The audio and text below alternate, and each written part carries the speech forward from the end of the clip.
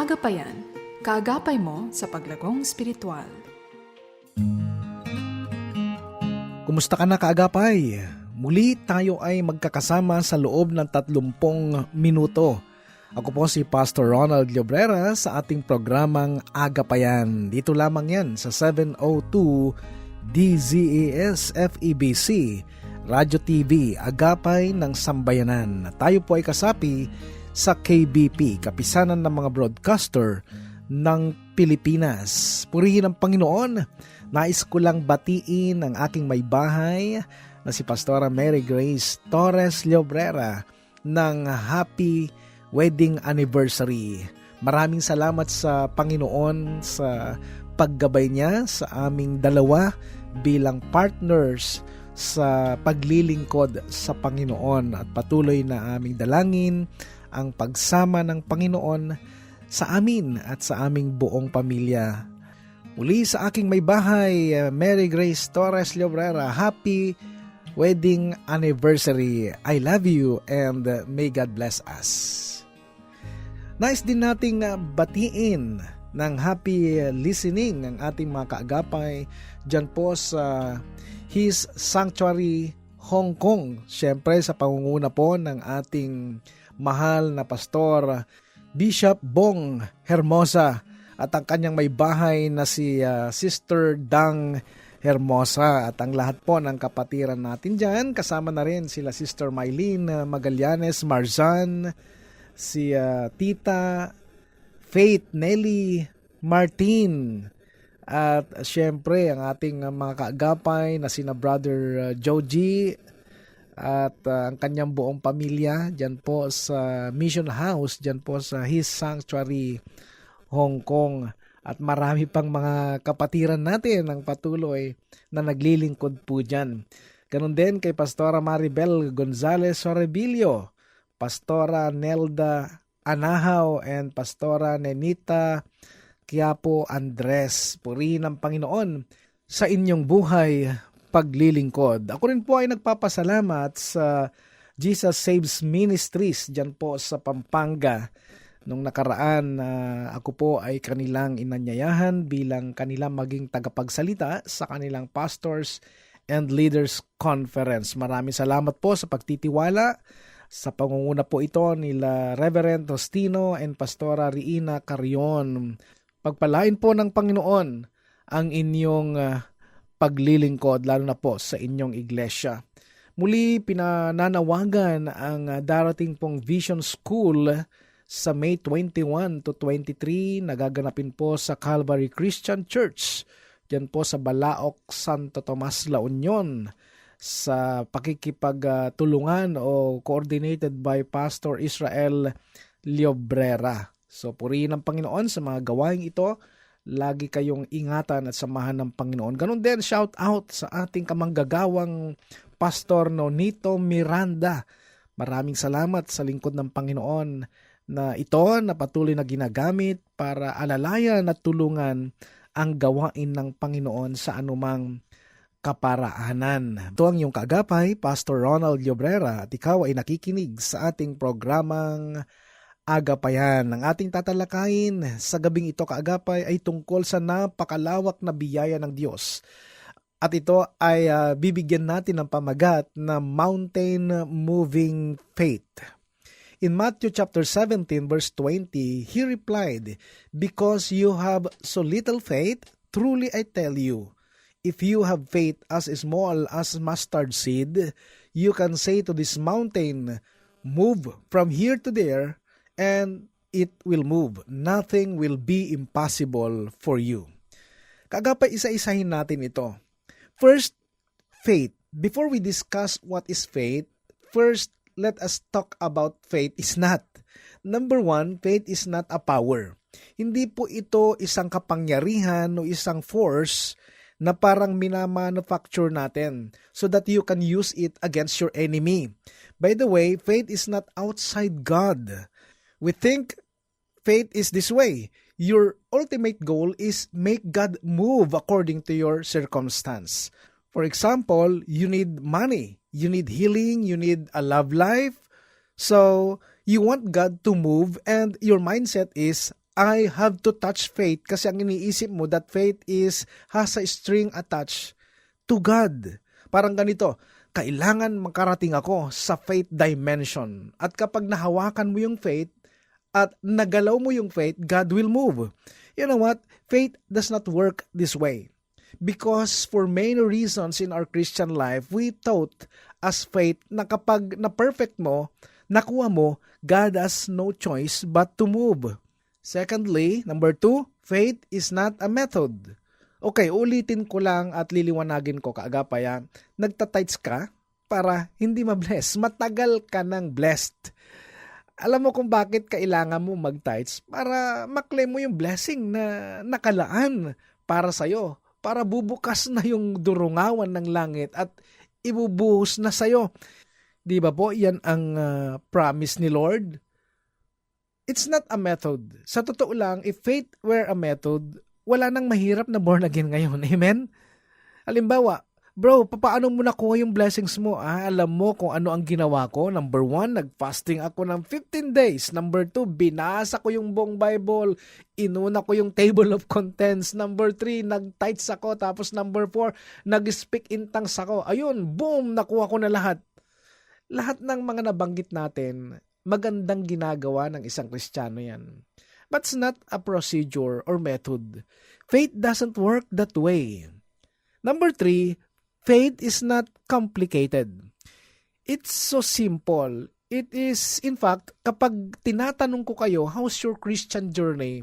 Ang sinasagot mo ay napakasimple lang. Kasi ang faith kaagapay ay laging nasa frontline ng buhay natin. Hindi natin alam at hindi natin namamalayan, gumagana na pala. Minsan, ang haba-haba ng mga explanation mo, kung makapag-testimony ka, wagas, pero ang hindi mo alam, napakasimple lang kumilos ang faith sa buhay mo at sa buhay ninyong mag-asawa. Simple lang kumilos si Lord sa buhay natin. Mababaw lang. Yung iba, pinapa-complicated pa nila ang buhay nila, kaya yun tuloy hindi maarok kapag nagka-problema. Ang lalim din.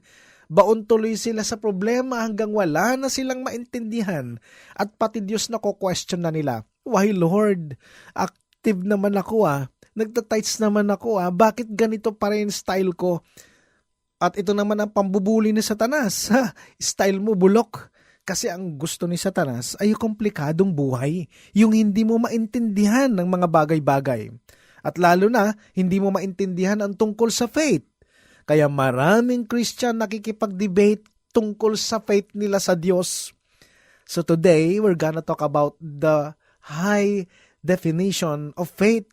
Hebrews 11 verses 1 and 2. Now faith is confidence in what we hope for and assurance about what we do not see. This is what the ancients were commended for. Now, in the definition of faith, you cannot take away hope. Amen? Because ultimately, don't be confused with these two words, faith and hope. Now, tanong, sino po sa inyo ang naniniwala na mabubuhay siya ng lampas 80 years old or 90 years old? Tanungin ko kayo, gaano kayo kasigurado? Listen, ang trabaho ni Satanas ay ito. Bulihin ka. Talaga, mabubuhay ka ng more than 80 years? Sigurado ka? Paano mo nasabi? Who among you believes right now that God can really prosper you? Come on. Tanong, paano kayo nakakasiguro na yayaman kayo? How? The answer is none other than the reply of God, the promise of God. Dapat sa isang mananampalataya na katulad mo, ang gagawin mo ay laging bumalik sa mga pangako ng Panginoon. He said that by the stripes of Jesus I am healed. Let the weak say I am strong. Let the poor say I am rich.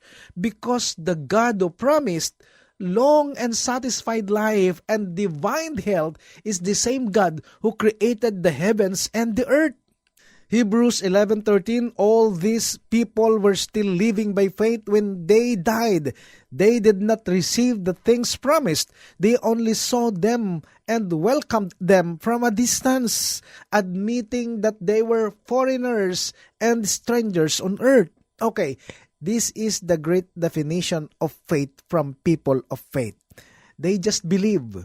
They are just looking from a distance because somebody promised. See?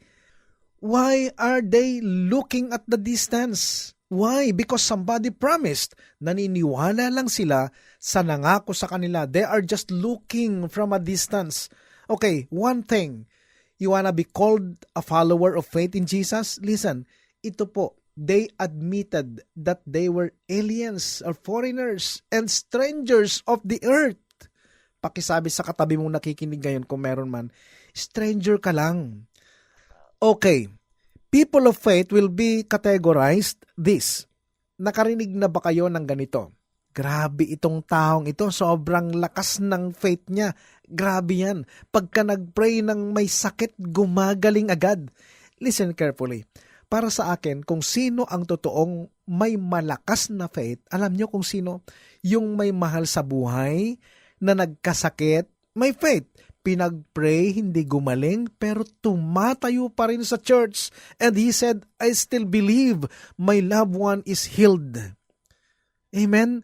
Real aliens and strangers on earth, pakisabi sa katabi mo, hindi ka taga rito. Don't waste your time building the biggest house you can build. Don't waste your time making money.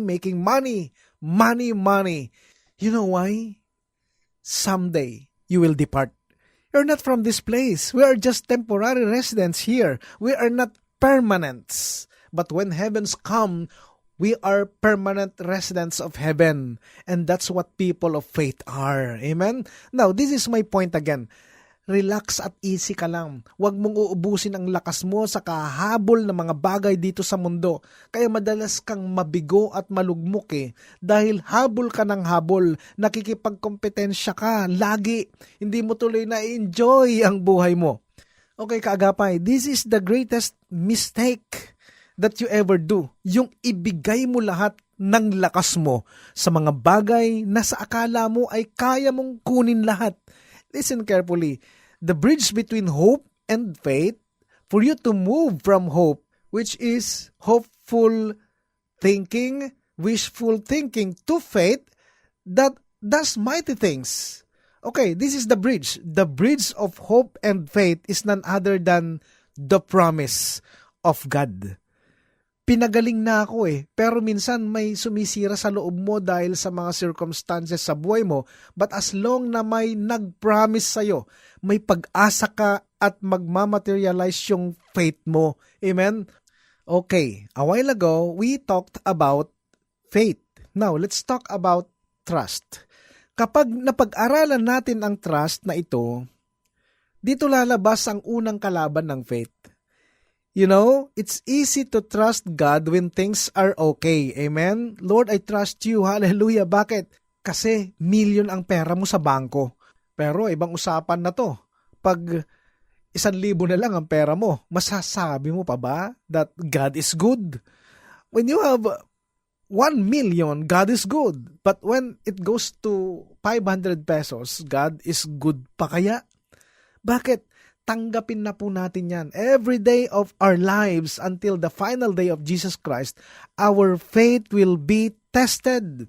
You know what? We have the faith of Jesus Christ in our lives. But the question is, will you be still willing to trust God even if trusting Him means disaster? Alam nyo kagapay, nung kami kasalukuyan nagko-construct ng aming church or church construction, wala kaming ibang ginawa kundi surrender talaga sa Panginoon. Kasi kung aasa kami sa aming kakayanan, hindi matatapos ang construction. You know what? This is our tension. Many times you surrender can spell disaster. Jesus said, Father, into thine hands I commend my spirit. If God will not see him through, you know what? Hindi mabubuhay si Jesus. At nakasalalay po dito ay yung pagkabuhay niya. Into thine hands, meaning, Lord, hindi kita nakikita ngayon, hindi kita naririnig ngayon, but still I trust you. Into your hands, Father, I commend my spirit, and I trust that you gonna raise me back to life. Listen, many times in our lives, even going to church will cost you something. Even surrender to God will cost you money. And many times, ito po, gusto kong i-encourage kayo. Sobrang laki ng risk ng pagtitiwala natin sa Diyos. Yung mga nagpe-pledge, yung mga tumutulong sa gawain ng Panginoon, marami dyan. Budget nila yung binibigay nila. Bahala ka ng Panginoon. But you know, one thing for sure, our God will never fail us. Amen? Why? Why did I say that? Because ultimately, Jesus Christ died and after 3 days, He rose back from the dead as predicted. Amen? Now, what are your problems? Ano bang problema? Why can't we trust God? Because, alam nyo, karamihan sa atin, you're listening right now. Meron kang tampo sa Panginoon. Alam nyo, parang meron kang ganito, no? Many times your prayers are not answered. Marami kang naririnig na messages na pagpapalain ka ng Panginoon, i-bless ka ng Panginoon, pero ba't hanggang ngayon, baon ka pa rin sa utang? Listen, our God is a good God. You have the faith of Jesus Christ living inside of you, na kahit sobrang negative yung mga nangyayari, you know what? You will still be able to trust God. Kahit ano pang mangyari sa buhay mo, pwedeng para sa'yo, walang kwenta tong sinasabi ko sa'yo ngayon. But I'm telling you, I assure you with this, Jesus Christ promised, in the world you will have tribulation, pero magalak ka. Why? Because sabi ni Jesus, I have overcome the world. Jesus said, whatever bad that may happen to you, you'll be assured that God will see you through. Kaya ang bottom line ng lahat ng ito ay faith is all about the faith of Jesus working in me. Amen? Stop thinking about kinakailangan palakihin ko yung faith ko, kinakailangan ito yung disciplines para lumakas yung faith ko. It's not about that because ultimately, this is all about complete trust and surrender to God's will for our lives. You know what? Si Jesus Christ, sino magsasabi sa inyo that on that cross, Jesus can actually help Himself? Alam nyo, ito ang tension nating lahat. Meron tayong pwedeng gawin versus sa pwedeng gawin ng Diyos para sa atin. Who will agree with me that Jesus can save Himself on the cross? Amen? Di ba noong nakapako si Jesus, Father, why have you forsaken me? Wait, nagkaiwanan na dito gagawa ako ng paraan. Magic na tanggal yung pako. Kayang gawin ni Lord yon. And He can do that in His own strength. He is, by the way, God and man on the cross. But you know what? He'd rather say, Father, into your hands I commend my spirit. Listen, meron kang kayang gawin sa buhay mo, pero kaya bang ikumpara yan sa kayang gawin ng Lord sa buhay mo? Amen. Sana pag nagkaroon tayo ng mga trials, hindi yung kaya ko ito, kaya ko yan by faith. Ako, it's all about me. But you know what? Real faith is all about, Lord, anong kaya mong gawin para sa akin? What's your plan for me, Lord? And you know what? Anumang trials ang mangyari sa atin, meron tayo laging pwedeng gawin. For many people, uubusin lahat ng kayamanan para lang gumaling yung mahal niya sa buhay. There's nothing wrong about that. But listen, have you invited grace of God in your loved one? Walang masama sa ginagawa natin, but you see, lahat ng problema, mayroon tayo laging pwedeng gawin. But Jesus chose to just trust His Father for that. You know, as we end, kalabitin mo yung katabi mo kung mayroon man, sabihin mo sa kanya, magtiwala ka sa Diyos. Alam niya lahat. Faith doesn't need to see God. It believes that God sees me. 2 Peter chapter 2 verses 21 to 23. To this you were called because Christ suffered for you, leaving you an example that you should follow in His steps. He committed no sin, and no deceit was found in His mouth. When they hurled their insults at Him, He did not retaliate. When He suffered, He made no threats. Instead, He entrusted Himself to Him who judges justly. Hindi niya sinabing umanda kayo, pagbangon ko, alam ko bahay niyo. Hinayaan niya ang kanyang ama na kumilos at gumawa sa mga circumstances ng buhay niya. Kaya nga niya naranasan ang totoong tagumpay. Nakaupo siya ngayon sa kanang trono ng kanyang ama. Listen, ang totoong makakaranas ng tagumpay ay yung totoong nagtitiwala sa Panginoon. Before I end this, Ito ang pinakadakilang ginawa ng grace ngayon sa buhay natin. Ay yung wala ka nang gagawin, siya na lahat. Oh my God, Pastor, paano po yan? Hindi ko rin alam. Sobrang namamangha din ako. Wag yung faith mo ang gamitin mo. Yung faith ni Jesus ang gamitin mo. Why? Kasi madalas mag-fluctuate, mag-wave yung faith natin. Madalas palpak tayo. Ano mangyayari sa atin yan?